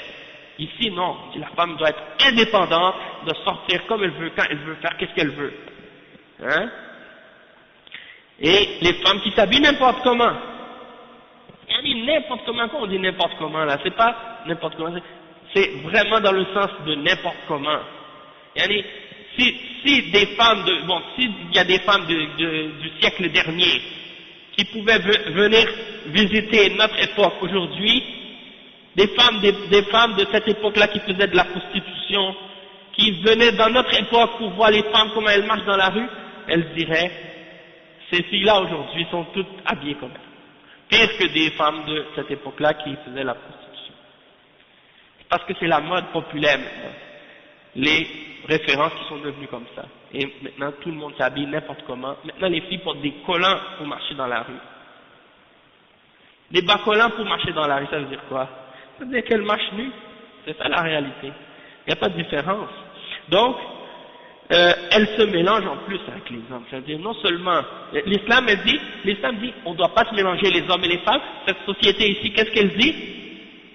Elle dit, il faut mélanger les hommes et les femmes. Il faut qu'ils soient ensemble tout le temps. Hein? Et donc, l'islam est venu pour fermer la porte au péché. Les kuffars ici et leur système et leur mentalité, ils sont venus pour détruire toutes les portes qui amènent les gens au péché et pour les encourager à faire le péché. Donc c'est pour ça que je disais tout à l'heure, avec qui les gens vont, quand ils vont arriver, avec qui ils pensent à faire, avec qui le zina. Ici, très facile de faire le zina. Hein? N'importe qui, les gens sont tous mélangés, les femmes s'habillent n'importe comment, les hommes ils respectent pas les femmes, hein? N'importe quoi. Les femmes se respectent pas elles-mêmes, elles respectent pas les hommes. Tout le désordre social, hein?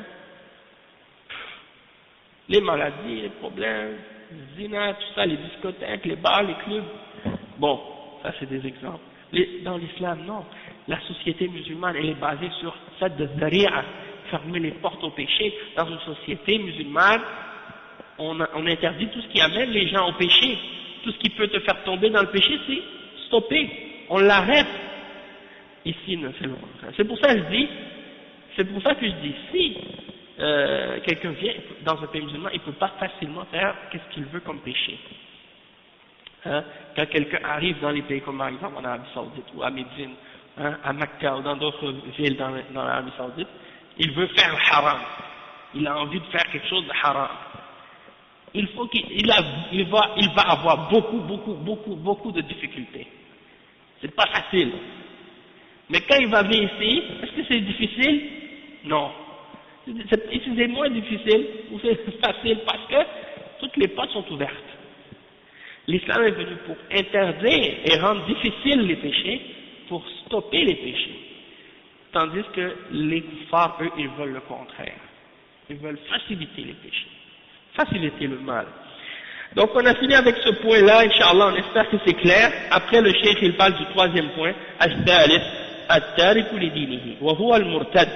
قال صلى الله عليه وسلم من بدل دينه فاقتلوه لأنه شهد واعترف أن هذا الدين حق ودخل في الإسلام ثم بعد معرفته واقتناعه يرتد فهذا دليل على فساده فلهذا يقتل حدا حماية للدين من التلاعب وسدا لطريق المفسدين الذين يريدون صرف الناس عن الدين لأن بعضهم يدخل في الإسلام ظاهرا ثم يرتد ليقول الناس لم يرتد إلا لأنه رأى أن الدين ليس فيه صلاحية لأن هذا الذي ارتد من المفكرين ومن المدركين لأن هذا الذي ارتد من المفكرين ومن المدركين للأمور ولو أنه رأى في هذا الدين خيرا لما ارتد.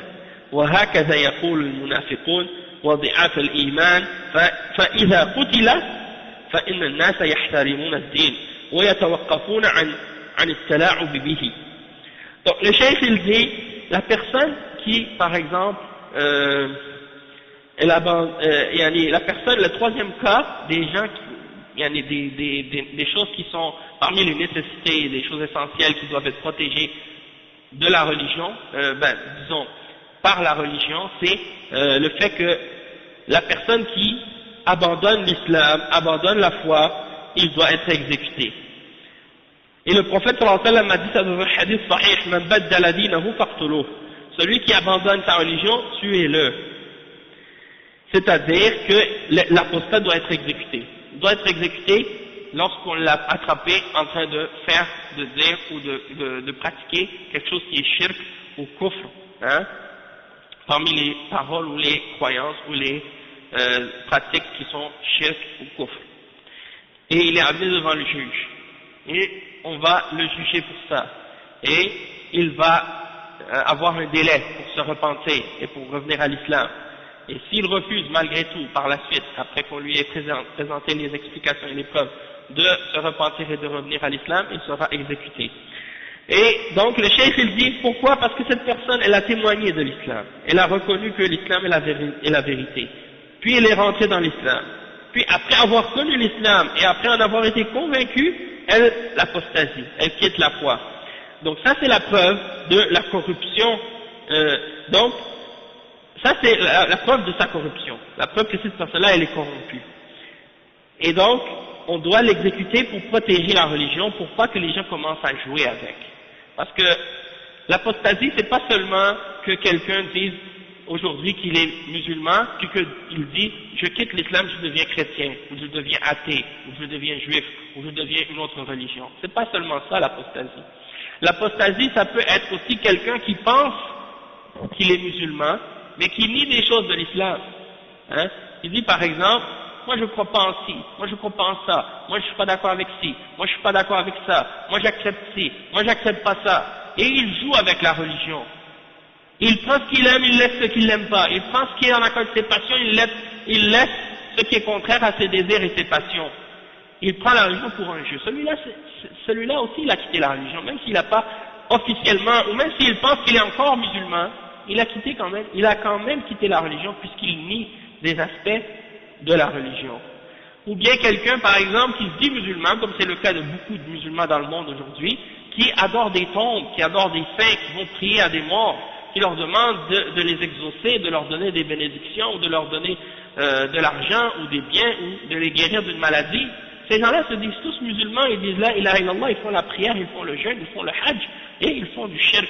Et ça c'est un shirk majeur qui fait quitter l'islam, qui fait sortir de la religion.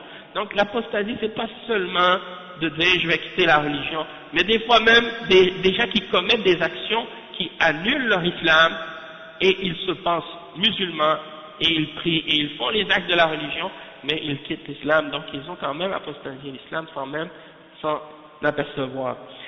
Donc ces gens, mais il y a une catégorie, comme le cheikh il dit, ces gens-là ils reconnaissent la validité de l'islam et après ils le quittent. Et c'est dans le but d'empêcher que les gens acceptent l'islam. Comme par exemple certains d'entre les kuffars qui acceptent l'islam en apparence, puis qui la quittent. Pour que les gens disent, ah celui-là il a accepté l'islam, après il l'a quitté, c'est la preuve que c'est pas une bonne religion. Et donc les gens qui ont des doutes, ou qui ont une faiblesse dans leur foi, ils vont dire, ah ben, ça c'est la preuve que cette religion-là elle est pas bonne. Et ils vont commencer à mettre des doutes dans le cœur des gens, et jouer avec la religion. Donc pour empêcher ça, il y a dans l'islam une peine pour punir ces gens-là. Pour punir ces gens-là, pour empêcher justement qu'ils jouent avec la religion et pour qu'ils aient du respect pour la religion. Tandis qu'ici, dans les pays de Kufr, quelqu'un peut croire en ce qu'il veut, rejeter ce qu'il veut, adorer ce qu'il veut, prier à ce qu'il veut, ça n'a aucune importance. Ni pour la société, ni pour le gouvernement, ni pour les individus, ni pour personne. Pourquoi? Parce que la foi, la religion n'a plus d'importance pour personne ici.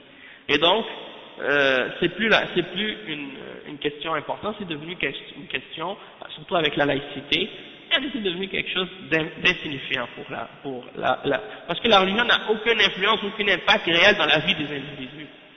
C'est quelque chose, que tu le fasses ou que tu le fasses pas, ça ne change rien à personne. Alors que dans l'islam, non, c'est le contraire, c'est la chose la plus importante dans la vie. C'est la base de la société. L'islam, parmi les lois les plus importantes dans l'islam, les premiers fondements, c'est la ilaha illallah, Muhammad Rasulullah, c'est la base même de la religion. C'est-à-dire de nier tout ce qui est adoré en dehors d'Allah, et d'interdire tout ce qui est adoré en dehors d'Allah, et de détruire toutes les idoles, les statues et les choses qui sont adorées en dehors d'Allah. Donc ça vient détruire toute l'idée que quelqu'un pourrait avoir la liberté de croire ou d'adorer ce qu'il veut. C'est pas vrai. Hein? Ça c'est pour montrer en fait que l'islam n'est pas venu pour donner aux gens la liberté d'adorer ce qu'ils veulent. Mais ici, les gens ont le droit d'adorer ce qu'ils veulent et de faire ce qu'ils veulent. Tu rentres dans un restaurant, subhanallah, tu vois une statue par terre. Les gens ils mettent du riz, une canette de Coca-Cola devant la statue. Mais c'est quoi la logique là-dedans, hein? Ouais, quand je suis rentré pour manger, j'ai vu ça, j'avais plus envie de manger. Ils donnent du Coca-Cola. Alors Dieu, a'udhu billah.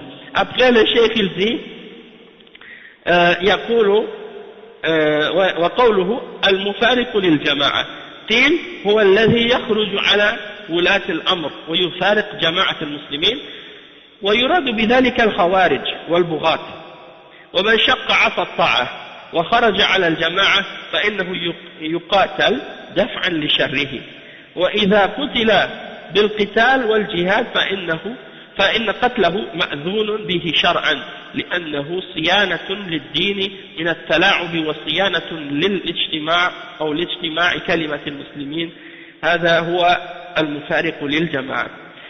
Le cheikh il dit المفارق للجماعة, c'est-à-dire celui qui veut diviser le corps des musulmans, celui qui veut diviser les musulmans, c'est-à-dire que dans un pays musulman, lorsqu'il y a un État, lorsqu'il y a un chef d'État, un responsable, un dirigeant, un roi, un président, un khalifa, peu importe, hein, c'est pas permis de venir puis de s'opposer à lui puis d'essayer de l'enlever ou de prendre sa place. C'est lui qui est au pouvoir, c'est lui qui reste au pouvoir, toi tu écoutes et tu obéis dans le bien. D'accord? Et celui qui vient pour diviser les musulmans et d'essayer de prendre la place de ce dirigeant-là, comme les khawarij ou bien les bourrat, hein, les gens qui veulent prendre le pouvoir d'une façon par la force et tout, eh bien ceux-là ils ont désobéi au prophète Mohammed sallallahu alayhi wa sallam et donc ils doivent être combattus, ces gens-là. Ils doivent être combattus pour repousser leur mal et si le dirigeant musulman décide de les combattre, ces groupes-là, eh bien ce sera un djihad dans ce cas-là dans lequel il sera permis de les tuer légalement pour protéger la religion et pour protéger l'unité des musulmans contre ceux qui veulent diviser la jama'a.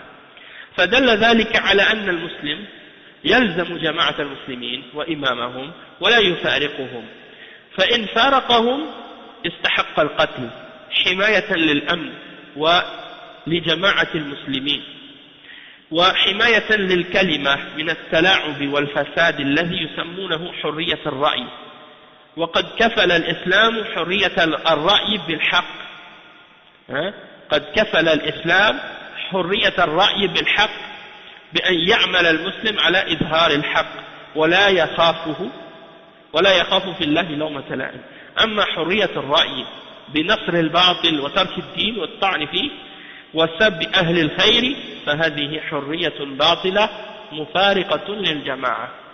Donc le cheikh explique maintenant, il dit que donc ça indique quoi? Ça indique que le musulman il doit rester avec le chef de l'État dans un pays musulman et rester avec les musulmans en général et ne pas se séparer des musulmans ou d'essayer de les diviser. Et s'il essaie de faire ça, alors il sera tué. Pour protéger la sécurité et pour protéger l'unité des musulmans. Et également pour protéger la parole des musulmans pour qu'ils restent unis pour pas qu'on commence à jouer et à faire de la corruption au nom de ce que les gens prétendent aujourd'hui, la liberté d'expression, la liberté d'opinion, la liberté de point de vue, etc. Donc maintenant ça c'est devenu le cheval que les laïcs utilisent pour essayer de diviser les gens parmi les musulmans dans les sociétés musulmanes au nom de la liberté d'expression et de liberté d'opinion.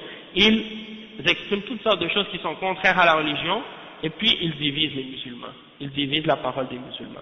Donc le cheikh il dit que dans l'islam il y a la liberté la liberté d'opinion, mais seulement pour la vérité. C'est-à-dire que tu es libre d'exprimer seulement la vérité. Mais le faux, tu n'as pas de liberté de l'exprimer. Tandis que chez les koufars, liberté d'expression, ça ne prend pas en considération est-ce que c'est vrai ou faux, est-ce que c'est al-haq ou al-batil, est-ce que c'est le kufr ou l'iman, c'est pas important pour eux. Pour eux, que tu dises le kufr, que tu dises le shirk, que tu dises des mensonges, des choses fausses, tu as le droit, la liberté d'expression. Dans l'islam, non. La liberté d'expression dans l'islam, c'est seulement pour dire la vérité, pour appeler au tawhid, pour appeler à la sunna, pour appeler à la vérité, à la loi d'Allah subhanahu wa ta'ala, à qu'est-ce qui est bien, à qu'est-ce qui est bon, oui.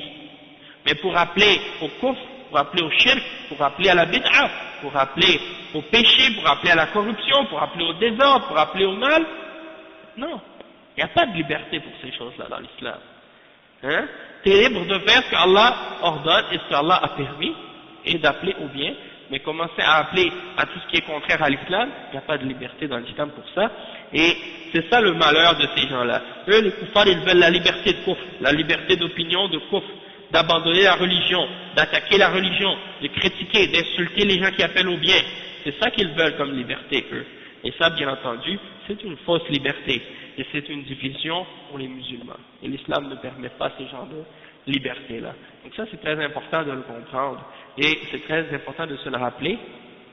Et lorsque quelqu'un prétend, par exemple, que dans l'islam, il y a la liberté d'opinion, comme chez les koufars, comme il y en a certains islamistes maintenant, qui prétendent ça, qui appellent à dire comme par exemple, oui, n'importe qui a le droit de dire ce qu'il veut, dans l'islam il y a la liberté d'opinion, montre-moi ça dans le Coran et dans la Sunna, où Allah a permis le faux, où Allah a permis le shirk, où Allah a permis le kufr, où Allah a permis le mensonge, où Allah a permis le péché et de dire le péché.